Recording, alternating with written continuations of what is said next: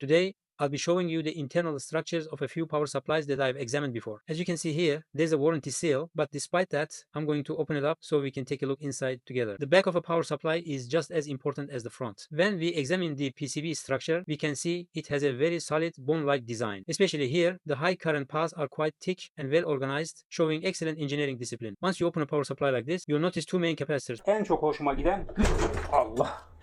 Çarptı lan bu. Never touch these areas as they can hold a dangerous charge. One thing I really appreciate here is the neat internal design. Now let's look at the cable version as well. We can clearly see the transformer connections, cable joints, and capacitor. I won't get too deep into technical details here. I'll keep it brief. When we move to the modular power supply, you remember we mentioned Japanese capacitors. At the input stage, there are two large main capacitors, a big coil, MOSFET heat sinks, and the transformer. The internal layout of both power supplies looks nearly identical. When I opened this one, I was honestly surprised. It's completely different from the standard power supplies we're used to seeing. On the box, mentioned Japanese capacitors, and indeed they are used as the main capacitors along with numerous SMD capacitors and integrated circuits on the output side. Here we can see a PWM controller IC and several protection ICs, some located on the back of the board as well. In total, there are about 6-7 integrated circuits of various sizes on the main board. Optocouplers are especially important in power supplies. This one uses 4 of them on the motherboard. Let's take a look at another one briefly. It's quite similar to the previous model. Again, the output stage features several Japanese capacitors both around the connectors and throughout the circuit. Like before, there are 4 optocouplers here too, which play a critical role in safety and signal isolation. Overall, the PCB structure, component quality, and internal layout of both power supplies are almost identical and built with impressive attention to detail.